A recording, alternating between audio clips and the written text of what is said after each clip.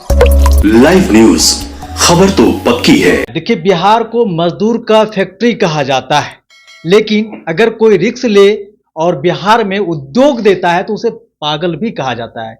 चूंकि बिहार में कोई फैक्ट्री नहीं लगाना चाहता है, किसी तरह का उद्योग नहीं करना चाहता है, और यही कारण है कि लोग बिहार से पलायन होकर के दूसरे राज्य में जाकर मजदूरी करते हैं, और जो यहाँ के उद्योगपति होते हैं वो दूसरे राज्य में जाकर उद्योग जरूर करते हैं। लेकिन एक सुमित जी हैं जो उद्योग बिहार में लगाना चाहते हैं और बिहार के लोगों के लिए सोच रहे हैं, और बिहार के लोगों जो मजदूर हैं उसको यही रोक करके यही रोजगार देना चाह रहे हैं। और आज से नहीं, पिछले 3-4 सालों से ये हजारों मजदूरों को यहीं पे रोजगार दे रहे हैं, और ये रिस्क लेने के लिए इन्हें दिल से सलाम है, काबिले तारीफ है। चलिए बात करते हैं इन शख्सियत से कि ये कौन है और ऐसा क्यों सोचा। क्योंकि एक समय ऐसा है जब सरकार सबको आमंत्रित करे कि बिहार आइए, उद्योग लगाइए, फिर भी बड़े बड़े उद्योगपति यहाँ पे रिस्क लेना नहीं चाहते, उद्योग नहीं लगाना चाहते, क्योंकि सबको पता है कि बिहार में मजदूर भर भर के है और यही बिहारी सभी जगह जाकर के उन्हें उनके उद्योग को बढ़ावा देते हैं। लेकिन फिर भी उसके बावजूद भी बिहार में कोई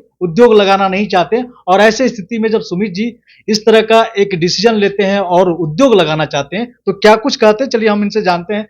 सुमित जी, सबसे पहले आपका तो स्वागत है। इस तरह का जो आप रिस्क ले रहे हैं कि बिहार में उद्योग लगा रहे हैं, लोग बिहार सरकार उद्योगपतियों को बुला रही है, एक्सपो कर रही है, बाजार लगा रही है, लेकिन फिर भी कोई उद्योगपति यहाँ पे आकर के उद्योग नहीं लगाना चाह रहे हैं, और आप बिहारियों के लिए सोच रहे हैं। आप लोग के भी बहुत बहुत धन्यवाद डेमोक्रेटिक लाइव को, जो आपने इस मुद्दा को उठाया। एक्चुअल बिहार में ये तो कहा जाता है कि हम लोग मतलब मजदूरों का पलायन यहाँ से हो रही है, बेरोजगारी का अभाव है, और बहुत सारे उद्योगपति यहाँ पर आना नहीं चाहते।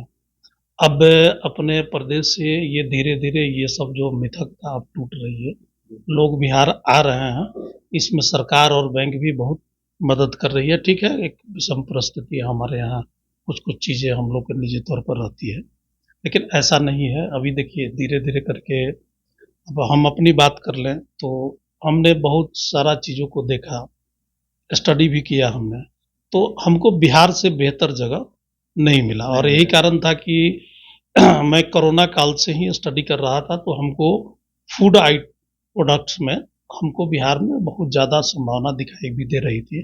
दूसरा ये चीज़ था कि हम लोग जिस तरह से मिलावटी खाद्य पदार्थ का सेवन लगातार अपने रूटीन लाइफ में कर रहे हैं, रोज किसी न किसी रूप में मीठा जहर का प्रयोग करते हैं, चाहे वो तेल हो, दूध हो, चाहे वो चावल हो, दाल हो, आटा हो, हर मामले में, या सब्जी हो, तो उसी के कड़ी में शुद्ध चीज़ें लोगों तक मिले। ये हमारी कंपनी का पूरा प्रयास है। हमारा फर्म एक Usha dairy and food product private limited, और दूसरी फर्म हमारा उषा एग्रोटेक है। उषा डेयरी, एक सवाल मेरा ये है कि बड़ी बड़ी कंपनी तो है, कहती है कि हम शुद्ध देते हैं, यहाँ तक कि पतंजलि भी शुद्ध का दावा देते हैं, लेकिन वो भी शुद्ध नहीं रहता है। अगर आटा की बात कर लें तो आटा में जौ की मिलावट होती है, गेहूं के साथ जौ के साथ मिला करके वो मार्केट में बेच रहे हैं, लेकिन बड़े ब्रांड हैं और लोग शौक से खरीद भी रहे हैं, और उसके बीच आप शुद्ध आटा ला रहे हैं, शुद्ध गेहूं जिस तरह से घर में धो के सुखा के पिसाया जाता है, ठीक उसी पद्धति में आप आटा को मार्केट में लाना चाह रहे हैं। इतनी बड़ी बड़ी कंपनी के बीच में आप अपनी कंपनी को लाना चाह रहे हैं, क्या चुनौती होगा? देखिए चुनौतीपूर्ण तो कार्य है, ये बहुत बड़ी चुनौती है, और मैं बड़ी कंपनियों का तो टक्कर नहीं दे पाऊंगा। बड़ी कंपनियां क्या करती है उस पर हमको जाना भी नहीं है, लेकिन मैं आपको बता दूं कि शुद्धता क्या होती है। दरअसल हम लोग के घर में भी क्या होता है, गेहूं बाजार से खरीद के लाए, सफाई किए, सफाई करने के बाद उसको फूलने के लिए डालते हैं, फिर पिसाई करते हैं। तो हमारा ये जो फैक्ट्री है, इसमें आटा का जो प्लांट है, उसमें हम वही काम करेंगे। ये हमारे प्लांट में सबसे पहले गेहूं की सफाई होगी, सफाई होने के बाद उसको फिर हम लोग 8 घंटा फूलने के लिए डालेंगे। जब ये फूल जाएगी तब उसकी पिसाई करेंगे। शुद्धता का पूरा ख्याल हमारी ये फैक्ट्री कंपनी रखेगी, और इसमें हमारी कंपनी मिलेट्स और मल्टीग्रेन, हमारा ब्रांड है वो है उषा श्री गोल्ड मल्टीग्रेन आटा, तो जिसमें हम मल्टीग्रेन भी हमारी कंपनी बनाएगी, और मिलेट्स भी 17 से 18 प्रकार का मिलेट्स भी बनाएगी। अभी अपने यहाँ बिहार के अंदर कोई मिलेट्स का कोई ब्रांड नहीं था। ये हमारी पहली कंपनी है जो ब्रांड के रूप में बिहार में काम करे। आपकी कंपनी कितने प्रोडक्ट लॉन्च कर चुकी है अभी तक?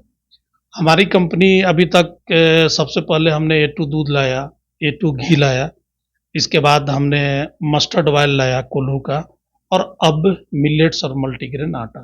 घी भी लाए आप? हाँ, हमारा A2 घी है उषा डेयरी के नाम। पूरा शुद्धता पर आप ध्यान देते हैं, उसके बाद लोग खुद ही खुद पसंद करते हैं उसको, बिल्कुल मार्केटिंग करने की जरूरत नहीं बिल्कुल हमको बहुत ज़्यादा मार्केटिंग करने की ज़रूरत नहीं पड़ रही है। जैसे जैसे लोगों के पास हमारा प्रोडक्ट जा रहा है, प्रोडक्ट की क्वालिटी को लोग पसंद कर रहे हैं और इसका डिमांड हमारे पास बढ़ते जा रहा है। अभी आप बात करते हैं कि कितने लोग आपसे जुड़ के कमाई कर रहे हैं, कितने लोग को आप रोजगार दे पा रहे हैं, इसके बारे में बात करते हैं। देखिए, हमारे पास प्रत्यक्ष या अप्रत्यक्ष रूप में कहा जाए तो कम से कम हजारों लोग हमारे साथ जुड़े हुए हैं, और हजारों लोगों की कहीं ना कहीं आर्थिक संपन्नता हमसे बनी हुई है। और मेरा लगातार ये प्रयास है कि ज़्यादा से ज़्यादा लोगों को मैं रोजगार दे सकूं। मेरा मुख्य उद्देश्य ये भी है। जो बिहार के उद्योगपति हैं, दूसरे राज्य में जाके उद्योग डालते हैं, साड़ी का हो, कपड़ा का हो, बहुत सारा उद्योग करते, सूरत में जाके कर रहे हैं बिहारी लोग, कई लोग झारखंड में जाके कर रहे हैं, वहाँ जाके ढाबा खोल रहे हैं, कई कंपनी डाल रहे हैं। उन लोगों, उन उद्योगपतियों के लिए क्या मैसेज होगा जो कि बिहार से डरते हैं? मैं जितने भी हमारे बिहारी उद्योगपति हैं जो बाहर में हैं, मैं सबसे आग्रह करूंगा कि आप बिहार आइए, बिहार में इन्वेस्टमेंट करिए। आपके आने से हमारे यहाँ बेरोजगारी दूर होगी, हम लोगों को अच्छी चीज़ें मिलेगी, हमारी समस्याएं खत्म होंगी। तो आप बिहार से डरिए नहीं, बिहार बहुत अच्छी जगह है। बिहार में सबसे बड़ी ताकत है वो है हमारा मैन पावर है। और हमारा बिहार पूरे देश को, इवन तक कि विदेश में भी हमारा मैन पावर देता है। अगर पूरे इंडिया से बिहार मैन पावर हटा ले तो सारे का कल कारखाना बंद हो जाएगा। तो बहुत बहुत धन्यवाद सुमित जी आपका।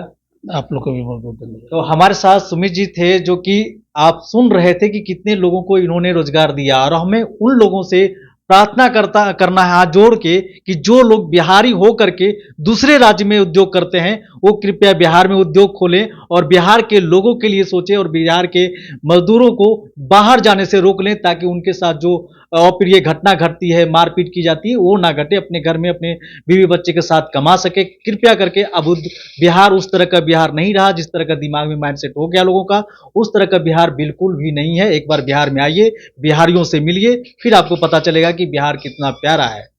बाकी प्रतिक्रिया आप कमेंट बॉक्स में दे सकते हैं। धन्यवाद। लाइव न्यूज, खबर तो पक्की है।